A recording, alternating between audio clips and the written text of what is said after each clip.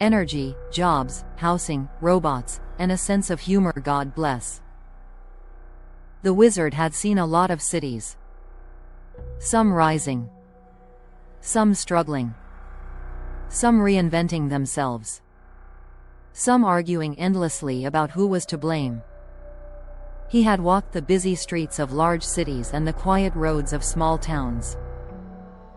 He had seen neighborhoods flourish and others fade.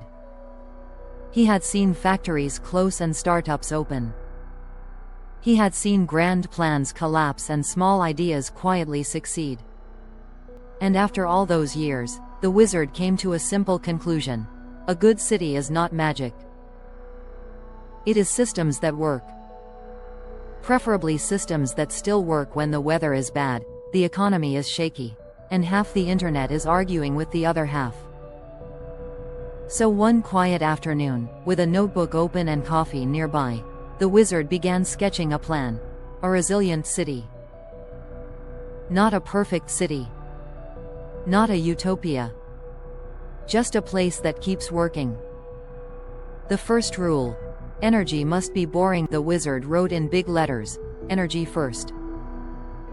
Because nothing else works without power.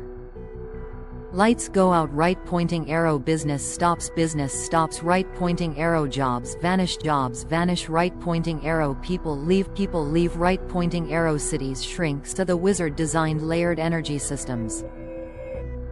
Primary grid, regional power grid, reliable utility service, professional maintenance, secondary sources, solar arrays on roofs, small community solar fields, battery storage, backup sources generators, propane or natural gas backup, portable systems, emergency sources, sailboat batteries, inverters, candles.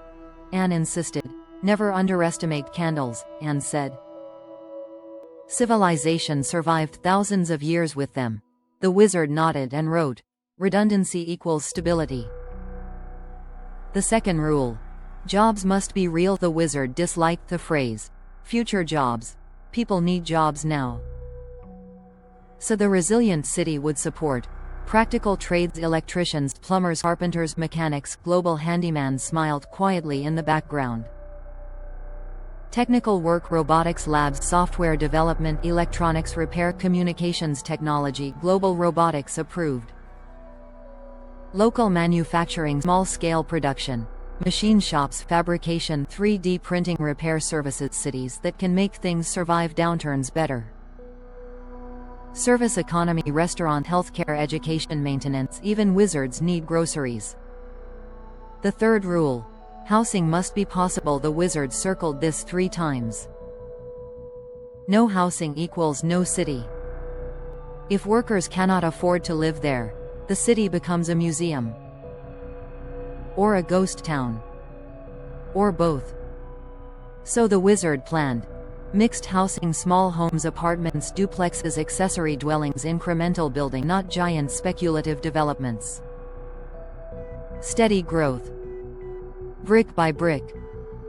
Repair before replacement. Many homes only need roofs, wiring, plumbing, paint. Global Handyman nodded again. The fourth rule: robots must serve people. The wizard smiled. This part was fun. Robots were not there to replace people. They were there to help. Maintenance robots, inspection drones, pipe inspection crawlers, utility monitors, workshop robots, fabrication helpers, assembly assistants, training tools, service robots, warehouse helpers, delivery carts, cleaning assistants, educational robots. Students learn programming, electronics, mechanics. Future workers grow locally. Elena smiled.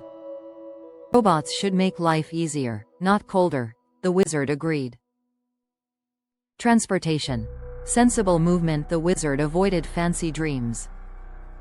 Cities fail when people cannot move.